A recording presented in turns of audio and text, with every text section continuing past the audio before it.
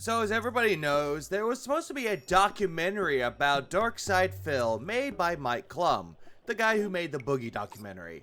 But as time went on, Phil kept hyping up this documentary, saying that it was going to be his redemption, that it was going to help him out. But then as of late, he decided to cancel the documentary. Who knows if this was actually his decision, or Mike Clum's decision, or a continuing factors of both. No one really knows for sure. All that we know is that Phil decided to cancel the documentary because, in his words, it's not a good idea. But recently, he decided to put the blame onto other people for the reason why he's canceling the documentary. So with that said and done, I'm just going to put on some music because now it's going to get to the point where I'm just going to go kick some ass.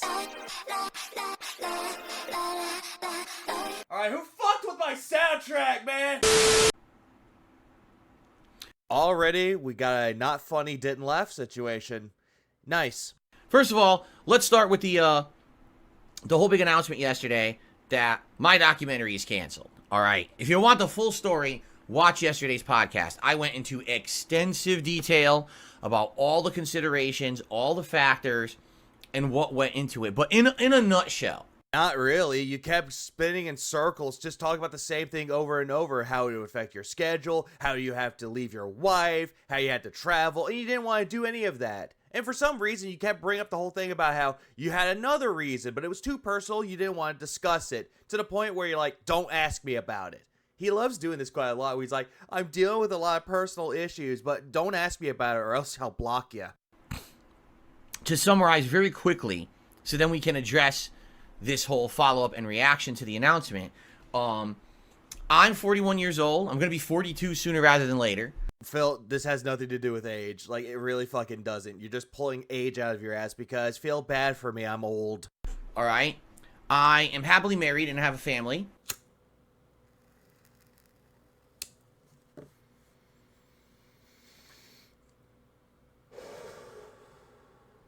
Please continue. Right? Not only, my wife and my pet, but I have, family members, parents. Yeah, we know, Phil. You have a fucking family. We fucking know. What's the issue and what's the fucking point of that? Other people who are affected by me and my well-being. I have a long-standing, dedicated community of viewers and people who like me and my content. Not really. Every single time that you go from, like, Twitch to YouTube, your fucking fans dwindle exponentially, Phil. You used to have, like, 1,000, maybe 2,000 people that would watch you. Now it's, like, dwindled down to, like, maybe 300, 400, 500. Max would be 1,000 if you're lucky. And I appreciate that so very much that you guys have been along with me. A lot of you have been along with me for a very long time. But then again, he won't name any names, though. But he doesn't want to bring up the fact, though, that most of his longtime fans dipped on him as soon as they saw the shady shit he was really doing. So he's not going to put that into consideration. No. He's just going to keep the whales around because, he needs money. And that is awesome. Some of you are more newcomers, and that's also awesome. But you're... No, it's only awesome if they give you money, Phil. If they don't contribute, they're out. All along this crazy ride with me called life, and also... Yeah, they've been around my entire life. They weren't there when you were first conceived. They weren't even there when you were born. They weren't there throughout your childhood days. They weren't there for the majority of your life. If they're there for you for streaming-wise, fine, you could say that. But no, they weren't there the entirety of your life. Of the streaming fun that we do every single day, right? I'm not sure if fun is the right word for that, Phil, but yeah, please, delude yourself even further. And what I've come to realize more and more, particularly in the last year, is that my actions... what I say and do, what opportunities that I choose to take advantage of or opportunities that I choose to pass on, don't just affect me anymore. They affect everyone around me. No, they don't. It only affects you, but you like to play the sob story about how it affects everybody when it only affects you. Who has had any kind of relation with me or contact with me, okay? Yeah, say the same thing about John Rambo, Howard, Leanna, most of the mods that you've had that you kicked out because they did something you didn't like, and the majority of fans that you had that you kicked out. Yeah, anyone that had any contact with you, it didn't really end well, except for your wife that you fucking brainwashed. And that's something that I need to really remember more often. Oh, great. He's going to come at you with this fake epiphany about, I'm taking everything for granted. Oh, everyone is affected by my actions. Yeah. Keep telling this fake epiphany to us, Phil. And make decisions based off of more appropriately. Because Because snort. Yeah, great way, because snort. Excuse me. When I was older, okay? I mean, when I was older. When I was younger, Well, the gin brain's already taken full effect.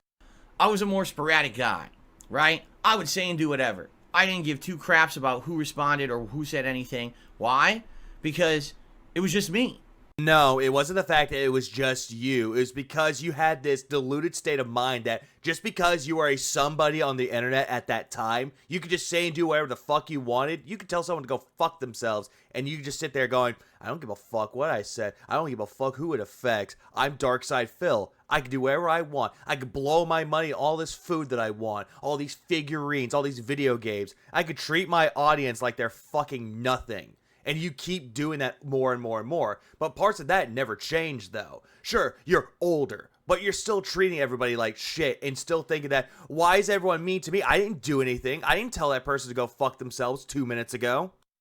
It's all about me and my life, and, you know, if I was someone who doesn't really give two shits about what anyone says, then who cares, right? But the problem is, though, is that as time went on, Phil, you had really bad cases of paranoia, where you're going on saying that you don't care what detractors are saying about you, but then you come on the podcast the very next day talking about what detractors are doing, even though they're not doing anything. That paranoia is really kicking into high gear. Right? Let everyone rage and freak out and have a reaction. I don't give a shit. I'm just going to move along my merry way. I don't care what anyone says about me, right? So every single time that This Is How You Don't plays were coming out, you were hating on Evil AJ and anyone that created This Is How You Don't plays, or anyone that really enjoyed them. Oh yeah, you totally didn't fucking care. Even though you kept using that same speech over and over and over, how it was damaging your reputation and ruining your business. Sure, Phil, delude yourself further.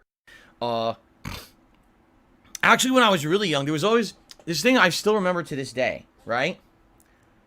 I was in high school, and I'm sitting at my desk in a class, and there's these two girls who were in my class who, I mean, I was friendly with them, but it wasn't like we were friends, you know what I mean? Like, we were cordial. And I remember at that point in my high school years, it was like a very hectic time for almost everyone, because I guess like homecoming dance was coming up and all this shit. So, you know, it's like end of year stuff and people are freaking out. And the girl turns to me and she says, Phil, how do you do it? Right? And I said, what are you talking about? And she goes, how do you do it? Here you are sitting here at your desk, and you look completely cool as a cucumber. You're not freaking out. You're not stressing out. She goes, how? Homecoming's right around the corner. All of us are planning. What are our plans? How are we going to handle it? What are we wearing? How are we getting there? Who are we going with? What's this? What's that? What's this? And she says, and then, of course, school. We got tests coming up and this and that. And you're just sitting there. Well, everyone else in this class is all stressed out and freaking out. You're just sitting there, relaxed. I turned to her and I said, it's because I don't care about any of it. Okay, there are just a lot of things that I could just immediately call fucking bullshit on this. One, I'm calling the fact that this story never fucking happened because nobody would talk to him. He was the type of person that would bully everybody, and yet whenever he gets bullied back, he would cry victim. Number two, no girl would ever come to him and talk to him like, hey, why aren't you like this? You're cool. Why a cool guy like you not worried about homecoming? And no, that never fucking happened. I just think Phil's the kind of person that nobody asked to go to homecoming with. That nobody even wanted to do anything with him. If they partly put him in like a group project, nobody wanted to work with him. Seems like that kind of person. He wants to tell stories about how he was a cool kid in high school, but yet a story like this kind of doesn't make any sense though, because he said he was like one of the cool kids. And yet if people come to him, it's like, oh, no one took him to homecoming, he wasn't a cool kid. Again, this is Phil we're talking about here, so it just doesn't make any fucking sense why he would bring this story up out of fucking nowhere. This imaginary tale that he's concocting out of his head. Like, none of this really matters, right? This is just a fleeting moment in time. If you think about it in the stretch of our lives or whatever, this isn't going to mean anything. Well, here's another thing with that, though, Phil. There are some people that actually want to go to their high school prom. They want to go to homecoming because it actually does mean something to them. They can actually go down the line. If they have kids, then they have pictures of them in prom or homecoming. Then the kids see the pictures like, what's this, mom and dad? And they'll tell the story. It's like, that was me in high school. I went to prom. And then they'll probably have stories about what they were like when they were kids. Because some kids have a curiosity to figure out, like, who their parents were before they became who they are now. But at the same time, though, Phil's saying that this is just a fleeting moment. It doesn't matter. High school moments do fucking matter, Phil. Like, sure, the people you may associate with who are jocks, yeah, sure, that part might not matter. But the memories that they have there truly matter. And Phil never really had any of that. Give it another few months, you won't even care about it anymore.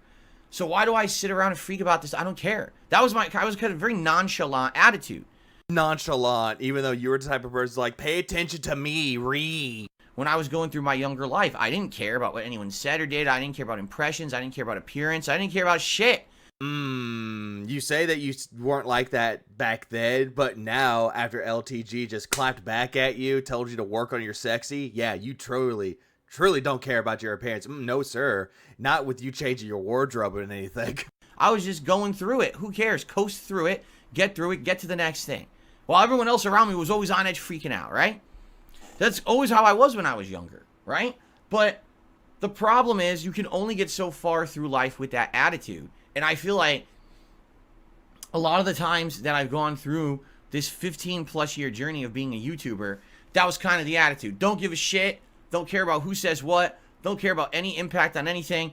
Just keep going. And well, Phil, you still have that mindset. You're bringing out new video projects as you're working on new channels, and you have this mindset of, I don't give a shit, I'm doing whatever I want with it, but you're not happy with the outcomes of it. AKA, DSP Reacts, it's a fucking failure. DSP Throwbacks, it's a fucking failure. DSP Gaming, used to be a somebody, now you're a nobody trying to hold on to relevancy. So yeah, you say that you don't care, you really do care now, but you still have that mindset of, you don't care, but if someone says something about you, oh no, the old wounds are open and there's more salt coming out of it. That's, just keep going is a great attitude to have. It's determination and it's being positive, but at the same time, I don't think you were ever positive when you were growing up. Not at all.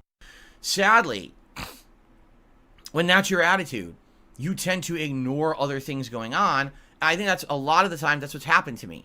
Why am I in the position that I'm in today where the vast majority of people on YouTube who talk about me always talk about me in a negative light? Because that's how you perceive yourself as, Phil, a very toxic, negative person. That's the only things that come out of you. They've never seen anything positive that comes from you. They don't see you do anything special for your audience. They don't see you doing giveaways. They don't see you actually giving a fuck about your audience. Instead, all they see is someone that is taking advantage of their audience for money, banning anybody that says anything negative about him or trying to help him, or better yet, take a shit on just anything and everything and just bring up random people for no reason because your feelings were hurt that day. They see a lot of things in your videos, Phil. They see how you treat and talk about people. That's the reason why nobody has anything positive to say about you. Because people literally started shitting all over me on YouTube. And I just kind of ignored it. No, you didn't. This is how you don't plays. You brought up Evil AJ. You would not stop talking about Evil AJ. If Secret Limited made a video about you, you would not shut the fuck up about Secret Limited. If anybody talks about you, even Keemstar, if we're going to more recently, or Side Scrollers, you would not shut the fuck up about it because you hold on to it because you have petty grudges and you just can't let go. I didn't pay attention to it. I certainly didn't ride that wave and make something out of it. Back to This Is How You Don't Plays. You tried to with KO Gaming, now DSP Throwbacks. You tried capitalizing on This Is How You Don't Plays, and it didn't work out in your favor because the people that you got to make them didn't really get the idea of how to truly make it This Is How You Don't Play. And the reason why is because they aren't really that good at making content, Phil. It's like, goddamn, you give detractors way too many shit, but at the same time, they're at least more creative than the people who are trying to be creative for you, and more creative than you. Like, I definitely could have capitalized on when This Is How You Don't Play and things were coming out. Again, you tried doing that, Bill. And I didn't. Instead, I just chose to kind of... I love how he keeps denying the fact that he tried. He said, I never did it, but he did. KO Gaming, aka DSP Throwback, still has those videos. Keep going forward and doing my own thing and ignore all the nonsense. And what happened is this movement became this toxic community, this really crazy, almost like TMZ-esque group of obsessed fucking people. No, Phil, you love to think the fact that we're just like a tabloid trying to keep tabs on you, trying to go over every single intricate details of your life. We're not like that, Phil. And I love the fact that you misconstrue us and generalize that's what we are. You'll tell that to your audience, and you'll plant the seeds of doubt, paranoia, and fear into your fucking audience so that they can actually believe the bullshit that comes out of your mouth about us. But when they actually do talk to us, it's completely different than what you're telling them. Who every moment, if I fart on stream, they'll report it like, you know, the president got assassinated or something. Like, that's how fucked up and crazy these people are. Yeah, I don't remember Detractor Beam, like, pulling out the little thing about breaking news, DSP just farted on fucking stream. Let's go live to that reaction, shall we? No, they didn't do that at all. Instead, they heard about it, they reacted to it, thought it was funny, same thing with me, and we all moved on and laughed about it, and just moved on. But no, you seem to think that, oh, hey, farting, he did it. Okay, news at 11. And this has just become something that's arbitrary on YouTube now. Do tell. How is this whole thing arbitrary? Really? Like, this is just allowed. It's normal now on YouTube. That's fine behavior. I mean, it's not. Well, then again, Phil, what are they doing? Are they breaking terms of service? Are they doing anything to, oh, I don't know, harm you in any shape or form? No? Then shut up. Anyone who's a normal person who sees this kind of behavior would say, what, are you out of your mind? No, they would just say, hey, it's just another video. Hey, it's a detractor video. Let's watch it. Yeah, these people are, but that's just how they are. They've made years of their living off of obsessing about me and my little intricacies and things that happen in my content and streams, right? I actually truly wonder who made money. Like, who made their lifetime career talking shit about you? People that are making six figures, they're millionaires making fun of you. I have not seen any of that at all. The majority of the detractors out there don't even make money off of you. They like to create detractor content because they like to do it. They have more of a passion for what ideas they want to put into making their videos or topics they want to discuss. Sure, you may have some that will have the whole thing of, I'm going to make this into a hobby that I can monetize. But they're not making life-changing money. These people that you want to criticize actually do a lot better things than you do, and they actually have a better life. They actually know how to live their lives. They know how to take care of their families. Something that you truly don't know how to do at all. And you don't even have a family. These people are just crazy. And a lot of the times I think that's because I went through my life not really caring so much about the impact of things that I say and do. Again, you do. Because every single time that a detractor is mentioned on your podcast, you love to bring up and harp on them for it, saying it's their fault. When in reality, it's your fault, but you don't want to take accountability for anything that you said and do. And ignoring anyone who really kind of responded to what I said and did, and just moving on my merry way. Now, you know, that's actually to some extent the right thing to do, because you can't just care about what every little person says, right? I got so many people who are negative about me. Why would I give two shits about what the vast majority of them say or do? What's funny is, during this whole thing, this whole documentary thing, like Mike Clum saying, oh, you got so many people who don't like you, like Mudahar. And I'm like, Mudahar? Who the fuck is that? You know full damn well who the fuck Mudahar is. Don't try to sit there and say that you don't know who he is. Oh, that's like that guy, Some Ordinary Gamers or whatever. I'm like, I literally don't know who that is. Apparently this guy has always hated on me and talked about me in a negative way for years. I literally don't know who the fuck it is, right? I love the fact that he's just telling Mike Clum he has no idea who Mudahar is. Like, he has no fucking clue, but he knows who he is. He just likes to play the fool here. I don't, and apparently, oh, this is an infamous guy who doesn't like you. I don't even know that. I don't know any of these fucking people. Again, Mudahar doesn't really hate on you. He likes covering you, sure, and talk about you, sure, but he doesn't solely base his content around you. There's a lot of other things that he's covered. He's covered things that you probably wouldn't even understand. There's entire communities based around this stuff, and I don't even know who the fuck they are. I have no idea, right? Didn't you say that he was considered a lolcow hunter? You did call him that, him and Turkey Tom. You did say this, Phil. So don't say you don't know who Mudahar is. When that guy contacted me last year, he's like, I'll pay you $5,000 for an interview. And I messaged him back. I was like, I don't want your money. Go donate it somewhere if that's really what you want to do. I'll have an interview with you, but not about the toxic stuff I've already answered. Anything. So he doesn't know who Mudahar is, but he remembers the conversation he had with Mudahar. I thought you didn't know who he was, Phil. else I'll talk about, just not that. And then he just ghosted me and never responded ever again. And the reason why he ghosted you is because he completely forgot about you. apparently went on to make even more negative videos and things about me that, again, I don't know who he is. No, Phil, he never made any videos about you after he was ghosting you. He never did. He went on to other topics. I know he covered the Gerard the Completionist's like whole controversy with the charity fraud. So again, he was covering other topics besides you because Moodhar doesn't need you. Never seen any of them, right? But this is what I mean. Like, when I see and hear things about me, it's always negative, so it's like, why would I pay attention to it, right? I love the fact that someone in his chat says, so you do know who he is. It's funny that his chat is even calling him out. Right? But in this case, with this documentary, right, I really listened. I wanted to hear what would be the reaction when I said I was going to be doing a documentary about me, right? And, I mean, in general, there were two big reactions that hit. The first reaction over here was all the people who don't like me. And their reaction was unadulterated joy. No. I didn't see anything about joy. I just saw a lot of speculation of what the documentary will be about. I've never seen any people talk about the documentary, like jumping up and down, dancing, having parties that, oh my god, there's going to be a DSP documentary, RSVP if you want to come. I didn't even see any of that. Instead, people talked about it. They're like, what is he going to be talking about? What's the documentary going to show? And what Mike Clum is going to show? And how Phil's going to be involved with it. That's the only thing I've really seen about it. But there are some other people out there that expressed joy when it came to this documentary. And as soon as he found out it was canceled, he was crying about it on Twitter.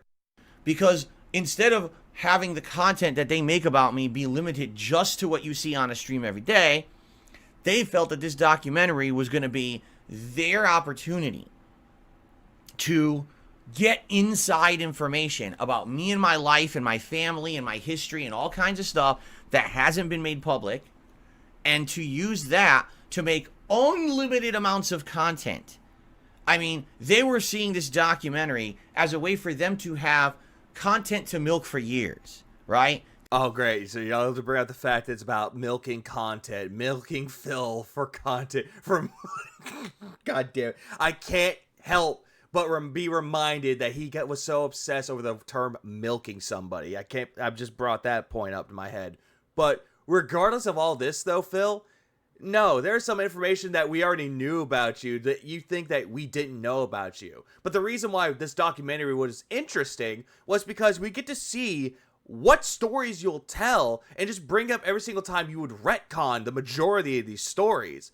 And yet you're going to say there's unlimited amount of content. Phil, you're essentially a block of clay. You can make any type of content that you would choose to do so with it. The clay would be a bowl. The clay could turn into a flute. The clay could be turned into like a paintbrush. It could be turned into just anything and everything all the time. But the problem is that the clay right now is becoming hard, and what the hell can we really do with a hard piece of clay? Nothing, really. I actually don't know where I was going with this. I'm sorry. They were going to take every little possible thing out of this documentary and microanalyze it and make conspiracy theories about it, just like they do now with what happens on a stream. But Phil, you're the only one that's actually making conspiracy theories about everything and anything, and you love to microanalyze anything and everything just piss poorly. What are you to dictate what a detractor could do with the documentary or just anything of your content? Because there are some things that you have said that we can immediately go into and be like, no, he's lying here because he said something here. He said this here, he said that there, and there's a lot of things you could do with it. But the whole thing about conspiracy theories, though, I don't see you as a conspiracy theory. Instead, I see you like a reality TV show, like the 90 Day Fiance, The Survivor, The Big Brother. We see you as that. Because every single time we want to know what's going to happen next, and we can hypothesize and theorize what will happen next. People are entitled to do so, Phil. But you don't like that, Phil, because you're sitting there going, oh, they're perceiving all this as factual evidence against you, when in reality, they're just theories. Times 1 million, right? So this was just going to extrapolate their ability to talk shit and give them exactly what they're looking for. What exactly are you talking about here? What do you think that they're looking for exactly? Because there's a lot of things that you've said and done that we could just look into and find out more. But again, you love to construe and generalize every detractor of what they will do with you and your documentary and your content. It's just because you don't know who we are, but yet you don't take the time to actually talk to anybody. Instead, it's ban, ban, ban, don't talk to anybody in the detractor community or I will ban you. Okay? Now, of course, this documentary is not just about them. In general, the reason that this documentary was an interesting idea to me was this was going to give people who don't necessarily follow those groups, but have heard of me, likely in a negative light because of those groups, to finally get an honest take on me. I heard this same exact bullshit before. It's during the Side Scrollers interview, way before he was even on it. He was telling people that people might not have heard of me. They probably heard the negative things about me. The Side Scrollers interview is going to show me in a more positive light so I can do a tell-all interview. I will tell everybody on that fucking show my God honest truth about everything. I'm just getting Side Scrollers flashbacks before you went on. The documentary was not going to be something overly positive. There was going to be positivity and the truth about my life and things in it, but it also was going to have all the negative stuff, right? All the shit that I've been through, the mistakes I've made that I've fessed up to and apologized for. No, you haven't. You never apologize to any of the shit that you've done. Instead, you want to hide it behind disclaimers and that it was someone else's fault. So don't go around saying that you fessed up to the shit that you've done and you apologize. Even if you did apologize, most of the apologies that you've made were very insincere and forced. Because you felt like, if I say that I'm sorry, my sins will be forgiven. There's a lot of things that you have done that nobody will ever forgive you for. Over the years that I've been a YouTuber. I mean, that's the thing. When you are a content creator with a public face, essentially, you have all of your flaws exposed to the world on a daily basis. With me, more than most. Because anything I say hits this crazy hater echo chamber that just resonates over the internet. You'll never hear about something that I did that was good, but everyone will hear about something that I did that was bad. Because the only reason why you'll bring up anything positive is to lie to your audience saying that you're a good person. That's the only reason why there's nothing really positive, in quotes, about you. Because it's all a fucking lie. And the majority of the negativity will always stick out because that's the most well-known thing about you. The negativity, the toxicity towards detractors, like towards anybody that doesn't want to help you. It's just the way that you're perceiving it all, and you're still trying to find your way to make yourself a victim yet again. You know, because of that, I knew that a lot of people had a crazy bad opinion of me, and maybe this documentary would be a chance for those who are kind of neutral to see both sides and make a judgment for themselves. I don't really think that there was a neutral side of you. Sure, people might not know who you really are, but I never really saw a neutral side of you. I didn't see anybody go, I don't know who Darkside Phil is, but I think he's a good person, but he probably does some bad things. I've never seen people on the fence with you. It's either you're dense, that are forced to believe anything that you're saying is positive, and the majority of people that aren't detractors or are detractors that look at you and be like, yeah, this guy's a piece of shit. I would hope that if someone who was neutral saw the truth of the matter, who I really am, what I really do for a work day, which is not an easy day. This is not a sit back and be lazy today kind of a day. I'm a workhorse. No, you're not. You going into your office, turning on everything that you need, your computers, your consoles. What you're doing is considered to be a hobby. It's like lazy work. You just sitting back in your chair, playing video games, talking just to yourself, not even to your audience, because you barely interact with your audience. Looking over at your chat, seeing if you got a tip or not, or a super chat or a membership. Looking back at the TV, looking bored, looking angry that you're playing a game that you don't even want to fucking play. And then you look over, oh, they said something bad about me, better ban them. You know, I'm here 6 days a week full time, busting my butt, putting out content. I got a whole real life behind the scenes, you know, married, maintaining a household. So, everyday life that other people go through, married or not. Gotcha. Doing all the normal things that anyone would do, plus all this work that I do 6 days a week. It's pretty crazy, you know? And a lot of people don't know that. They just want to hear that Phil's some lazy, fat, middle-aged dude with chip crumbs all over his shirt. and he just sits around lazing about and putting out videos. Maybe there are content creators out there like that. But you're the majority of that. You claim to be a hard worker, but you're actually really fucking lazy. And you're having other people do the work for you. Like DSP throwbacks with the videos, they're upscaling it. Your editors. That you say that they're not your editors, but they're your editors. In fact, I hate to say it, I think that people compare me to other people who they call lolcows, and they think I'm them when Oh, yes, you fucking are. Yes, you are, Phil. Just stop. I'm not even close to fucking being them. I mean, couldn't be further from the truth. Do I look anything like them? Right? And Phil, you don't have to look like a lolcow. It's the actions that you've done on the internet that makes you one. The constant begging, the constant lashing out at your fucking fans, the constant lashing out at game developers, the constant holier than thou mentality that you're better than everyone else. There's a lot of things that makes a lolcow, and you fit those fucking descriptions. any capacity, do I act like them? No. Yes, you do, Phil. Shut up. But I still get grouped in with them, and that's unfair. So maybe this would have been a chance to actually get the real me out there, right? No, Phil. Once a lolcow, always a lolcow.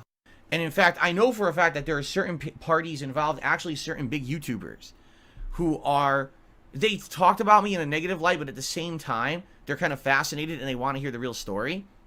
I wonder who he's referring to. It couldn't be the guy that's crying about it on Twitter and tries to go on streams to fight amongst the detractors. No, it can't be that guy. And they were invested. They wanted to know. They wanted this documentary to happen, right? And that's really who I felt the target audience was. If the target audience isn't my fans, you guys already know me. So why would you care about this documentary?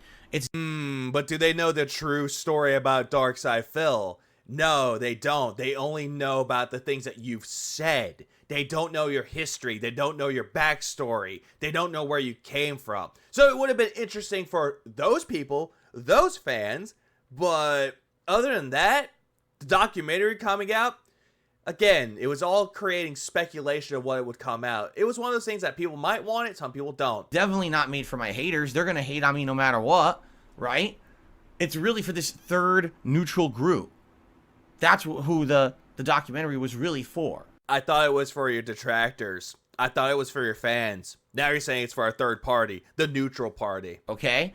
But the problem was, undoubtedly, the other reaction that I heard to my announcement of the documentary, and that was basically my biggest, longest time supporters, fans, viewers, and family members. I love the fact that his longtime fans of his are the ones that are speaking out about it and family members that are speaking out about it.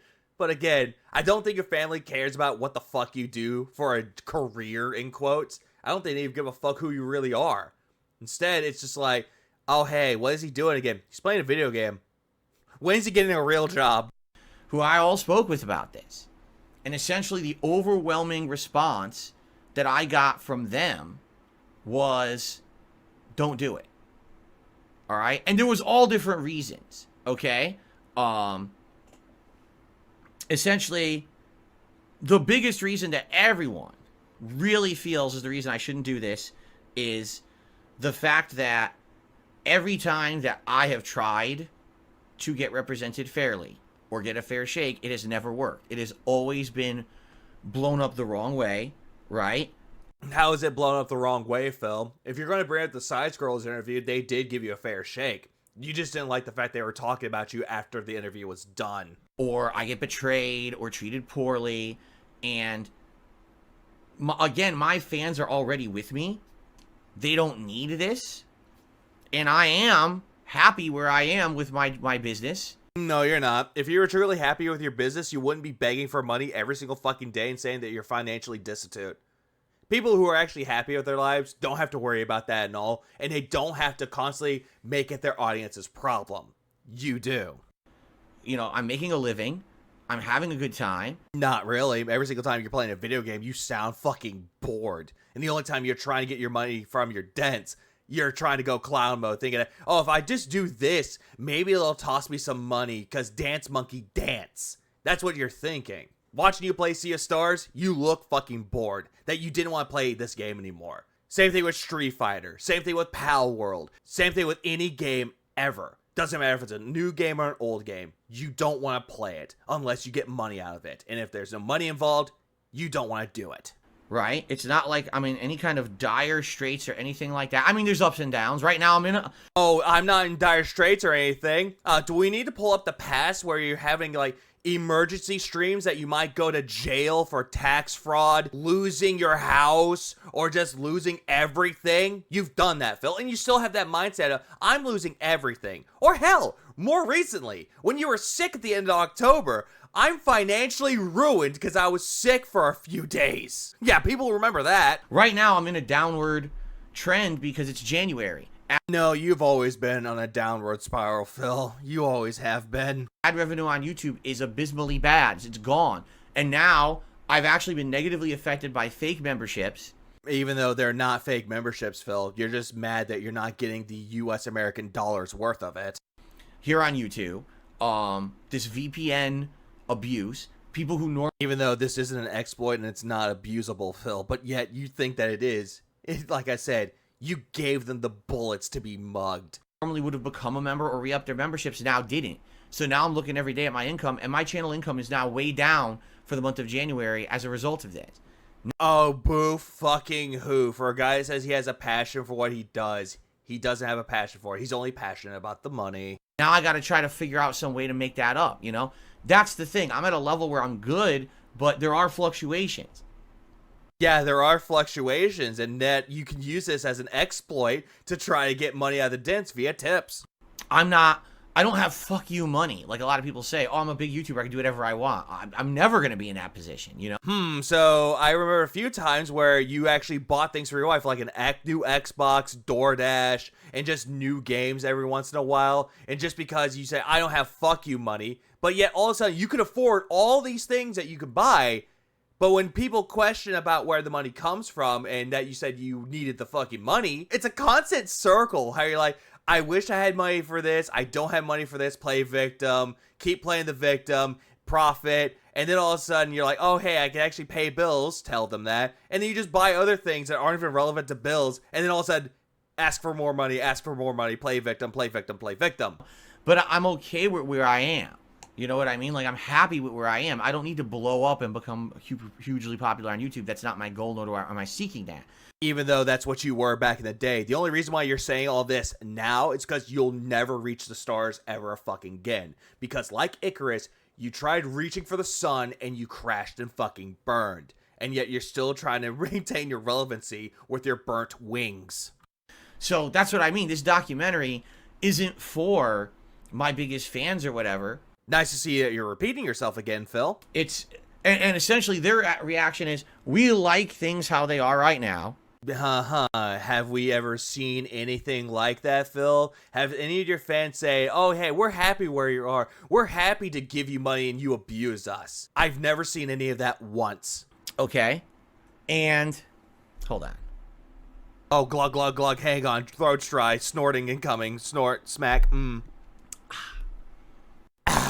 You hear, look at my disgusting face after I drank that. Just take a good long look at that.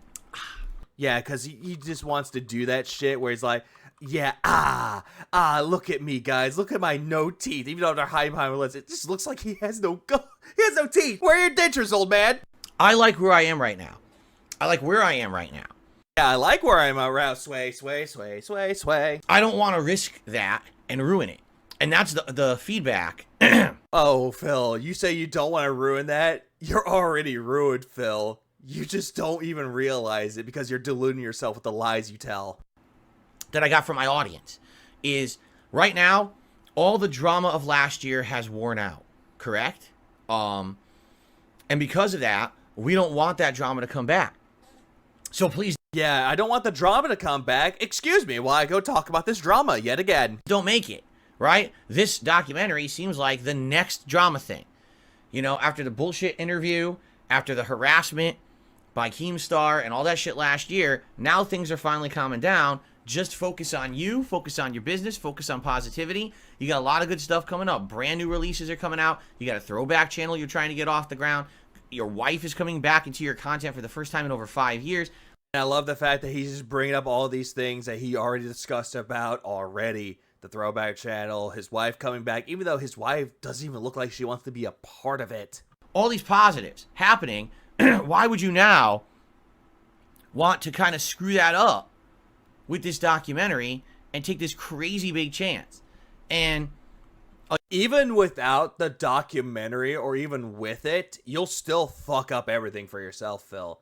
Stop saying that, oh yeah, me getting rid of the documentary will help for the better, even though you'll never be any better. Instead, you're still going to go down that downward spiral, while lying to say that that's positivity. again, this was not just feedback from one or two people. I had long-standing fans emailing me and talking to me about this, family members, and I was like, all right, you know what? After listening to everyone, okay? Yeah, after listening to everybody, just a select few people of family members I pulled out of my ass, I've decided that this is the case, right? That this is what I should do, all right? And I'm happy that I came to the decision that I did. Oh, this is the decision I came across. Excuse me. All right, I am. I'm happy that I came to the decision that I did, because I think it's the right thing for now. You know, like I said yesterday, I feel like this documentary, if I ever do one, could work, but I don't think it's now is the right time. There's too much going on. As I already also told you, I've got personal things going on in my life. Yep, bringing back the personal things that he wants to bring up, but he's not going to tell y'all because it's too personal. And I just love the fact that someone said, yeah, the time Mike spent on this could have been spent on something else. Sucks for him. Yeah, the fun fact about all of this, though, he wasted about $10,000 to $15,000 on all of this. And yet, for some fucking reason, Phil just thinks that Mike Clum's going to be A-O-fucking-K with it, when in reality, he's not okay with this. Right now, that you guys have no clue about, that are affecting me and my family, and I don't see the point of putting extra stress on everything. Oh yeah, this is all extra stressful from you. The guy that never really felt real stress ever is telling you that this is actually going to give him extra stress. Yeah, sure. For something that's just a gamble. That it could work out, and some people might like me more, and I might get more viewers on my streams, and people might finally see me in a more positive light. Or it could go the other way, and the entire internet just hates on me more. Well, then again, Phil, people will still hate on you more. This documentary will not even change the fact that people will still hate you. You're thinking that, oh, hey, it's more people coming in. Are they going to give me money? Oh, no, they're going to hate on me more. Okay. I mean, let's be honest. Boogie, with his documentary with Mike Clum, probably thought that documentary was going to help him. It did not help him. Did you even watch the documentary, Phil, at all? Because the more you talk about the documentary, it kind of shows that you never watched it. Just the outcome of it, the aftermath of it. That's the only thing that you've seen. Made him look 10 times worse, and now he's in a worse off position where everyone hates him even more. Even though he's already on a podcast with Keepstore, but I don't think that's going to last, but who cares? So why the hell would I want to do that documentary, right? It's a risk. So you're now bringing up Boogie. So you're kind of throwing Boogie under the bus here, even though granted he'll probably destroy the damn thing. But you're just looking at this saying, oh, that Boogie documentary. I just looked at that as, oh, I don't want to do the documentary anymore because it ruined Boogie's life. And again, not to say that this documentary was going to be the same as Boogie's. It was going to be a completely different project. But there's always that level of risk, right? Yeah, I love how the fact that he's like, this is going to be a brand new project. It's not going to be sad like his was. Instead, there's going to be some laughs in it, some entertainment out of it. And he's just like bringing up all these things, like hyping it up and what it could have been. But then all of a sudden, he just pulled the plug on it. So that's really the factors that went into it. And all things considered, after weighing through all of this, right? I don't think you actually weighed through all of the options, Phil, because you're just thinking about yourself. You're thinking about how it would affect you. You thought about all of these things, being really selfish about it. But at the end of it all, you didn't think about how Mike would have felt. Because this is the guy who spent the majority of the money and the time to try to get it off the ground, to try to work with you. And then all of a sudden, it just proved everyone said about you right. You are not easy to work with. At all. I decided against it, right? Again, maybe somewhere down the line, when my story has progressed further, I feel like a documentary like this is something you want to do when you've kind of reached the end of the road, and now you want to tell your story. As I've told you, if I do a documentary like this will be it for me. I'm not going to be doing a documentary now and then in 5 years and then in 10 years. It's just now. You could just do it right then and there, Phil. That once in a lifetime moment is like, oh, hey, someone is willing to work with me. Someone who is actually nice enough and gave me the benefit of a doubt to work with me so I can get this out to tell people my story. People may or may not believe it, but at least my story is out there. That would have worked out in the long run for you. But the problem with all of it, though, is because you got so fucking paranoid about all the negativity, even though you're fully based in it, and it got to the point where you're like, no, I don't care. I don't care if Mike Clum's time was wasted. I'm not doing the documentary. Like traditional lolcow behavior. That's it. One documentary. And I'm never doing something like that ever again.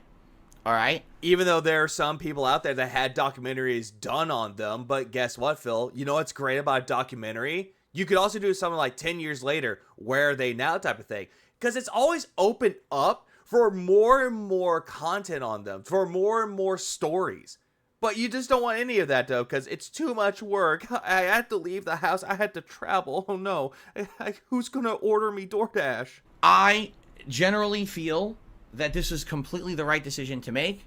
I'm happy that I made this decision before things got too wrapped up. I basically wanted to make this decision before real work got off the ground with this. Because yeah, real work got off the ground, but it won't excuse the fact that Mike still spent money trying to get it to work. Because as I said, this was going to be the week where we were going to actually plan shooting and real work. Everything up to this point was literally just a couple conversations and initial plans and ideas. That was it. Nothing else.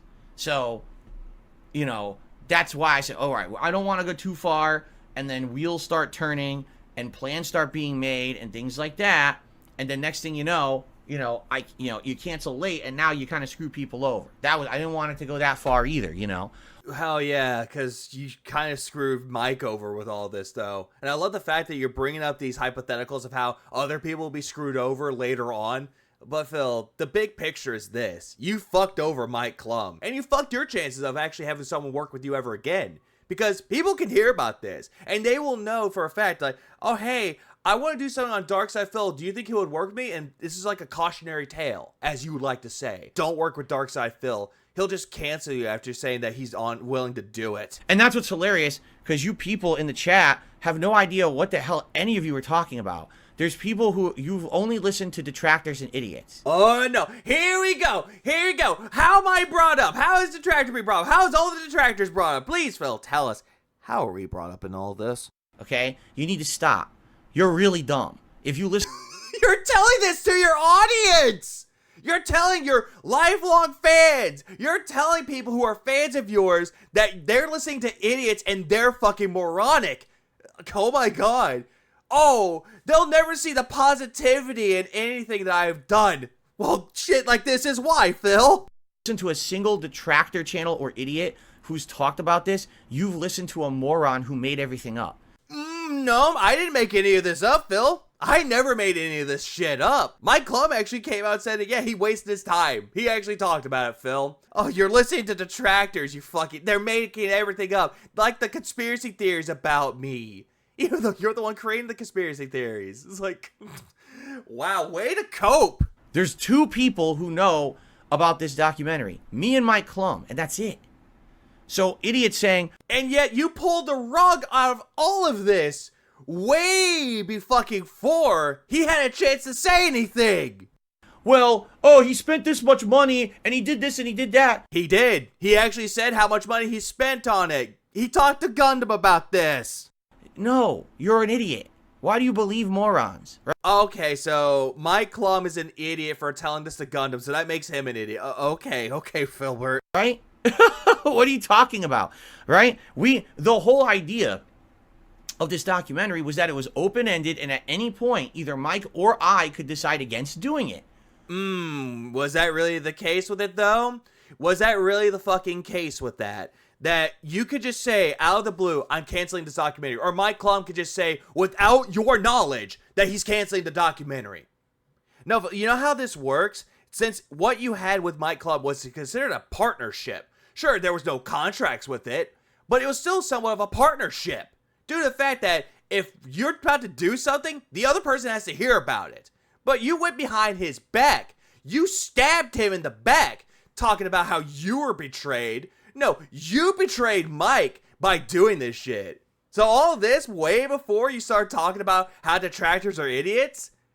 Pot meets kettle. Right? That was always our agreement, so that way we have the openness of doing a real work together, a real collaboration, as opposed to, you know, you get locked into something you don't want to do. Even though that was the whole thing with it, though. You kept saying over and over that you had a say in it, but it didn't have anything to do with canceling it, Phil. It's only about what you want in the documentary. That's the only thing that you had a say in, not canceling it just because you could. And now you're screwed. That's never what this was supposed to be, right? And that's why we had it like that. You know, let's say, for example, we had actually really started work on this thing, and we were months into it, but then Mike realized this just isn't very entertaining. It's not going to work. He could have canceled it.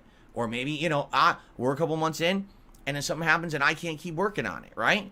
Yeah, but the thing is, though, you're talking about Mike would cancel it, but Mike would actually have the professionalism to tell you, hey, this isn't working out, I'm canceling it. Something that you didn't do.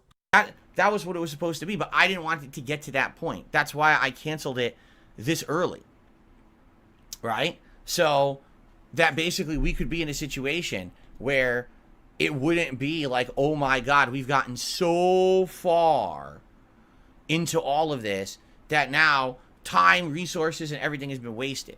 Phil, you wasted his time. You wasted everything about this. And the worst thing about it is you were hyping this up. Hey, he's working with you. I worked with him for months. So not only is his time wasted, he wasted the time and effort, the months' time, the months' effort that he wanted to get this to work. You basically blew it. You ruined and wasted his time, essentially. So in the end of it, Phil, this is entirely your fucking fault.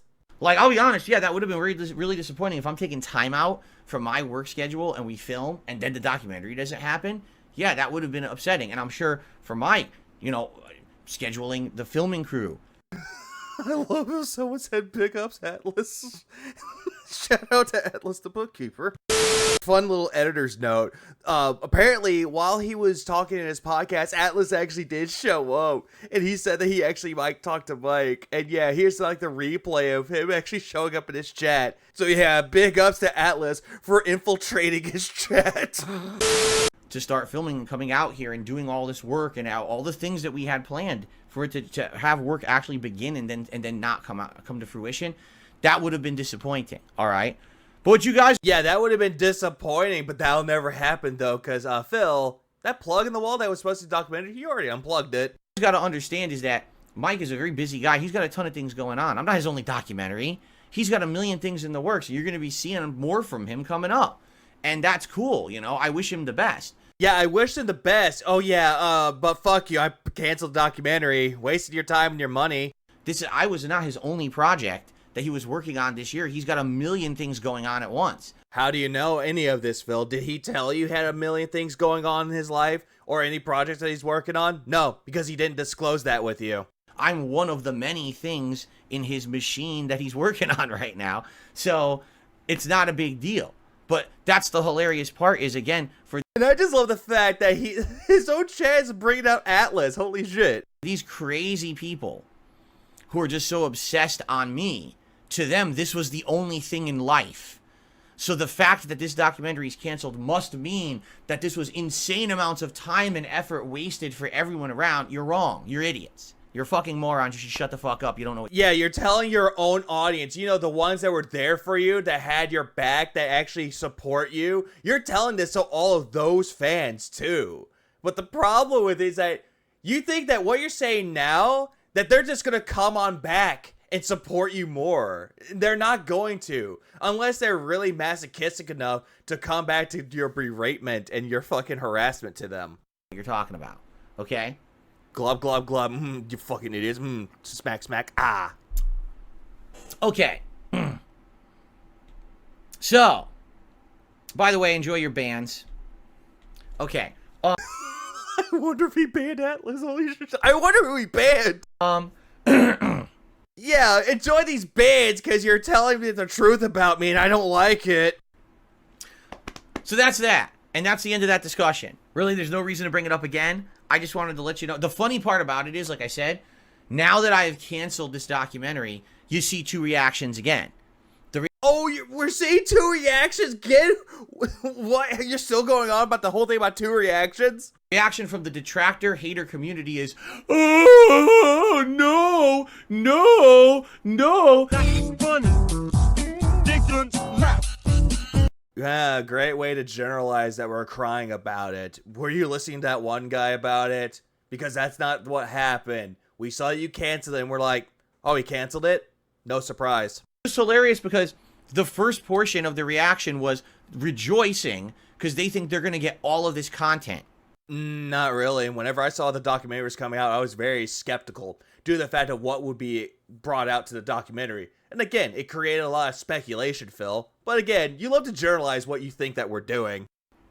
And now that the documentary is canceled, the reaction is panic and freaking out. And now how do we damage control this? Number one, Phil wasted all of Mike's time and money. Never happened. Even though it did. And number two, Phil's a coward for not doing the documentary, right? So here it is. How can we spin this into more content? Make more shit up. I don't think anyone has said that you were a coward for doing so, Phil. They were like, oh, hey, he canceled it. What surprise are we supposed to have after that? More controversial, make shit up, right? Well, Phil, that's what you're doing right now. You're creating a quote-unquote controversial conspiracy theory that we're crying. We're about to commit Sudoku in the streets because the documentary was canceled. So that's what they do. And that's what they're Well, thank you, guy in the chat. The detractors knew you would cancel anyway. Yeah, thank you. going to do. That's literally all they do, is they lie and they create controversy. Yeah, it sounds like you. And conspiracy. Again, all this is sounding like you. So they have content. They're garbage people. They shouldn't exist. All right? What, you want me to grab a gun and just end it all? You don't want me to exist anymore? You want that for every other single detractor? Yeah, what a big piece of shit. Oh, I don't care what they do. They can make whatever they want. Also, Phil, oh, they shouldn't exist. They should just drop off the face of the earth. So I don't care about what they say. But the other reaction that I'm getting from the people who are true fans is relief. That's not what I'm seeing in your chat right now. Instead, all I'm seeing is like the detractor civil war. I'm seeing that the detractors predicted it. I'm not really seeing much about how, he canceled the documentary. Let's give Phil more money. No, they're just talking about detractors now. Wow, really? So you're not doing it? This is great, because now we can focus on you and your content and all the hot new games coming out this year, and the throwback channel, and having your wife on your streams again, and all this positive stuff that's already in motion, and we don't No, they're not talking about that right now. Instead, they're talking about how Mike's time was wasted and his money. have to worry about at some point this year, there's going to be big interruptions to your schedule, and you're not going to be able to stream for extended periods of time during big new releases. No, Phil, that's the reason why you don't want to leave at all. That's like the main reason why you didn't want to do it, is because you didn't want to leave so you could go work on something else that you have no control over. That's the reason why you don't want involvement with it, because you have no control over it. But these streams, you think you have control over it, but you really don't. And you're going to be overworked and overstressed. Even though you're never overworked and you're never overstressed, because you're never worked or you're never stressed. And then when this thing comes out, it's going to be an endless cycle of drama and not Even though you're creating the drama right now. nonsense for everyone. So I'm happy about that. That basically now people are like relaxing because of this decision. So how are they really relaxed? Are they really happy, relieved? Are you happy, relaxed, and relieved? No, because it's still going to eat at your head. Anything that has to do with drama, it's going to eat at your head to the point where you have to talk about it, or else your brain will just be completely gone. More so than it already is. that's what I think. I mean, if you see those reactions, I feel like I did the right thing. When I see the reaction from the hater community, the way that they reacted and freaking out. Funny. He says that he doesn't care about what the detractors are saying, what they do, but yet, for some reason, he's saying, well, this is what the detractors are doing. Like, did you watch detractor content, Phil? Did you? I mean, I'm sorry. For a guy that says he doesn't care about it, you truly care about it. I did the right thing. And when I see relief from my truest, biggest supporters and fans, I know I did the right thing. Okay?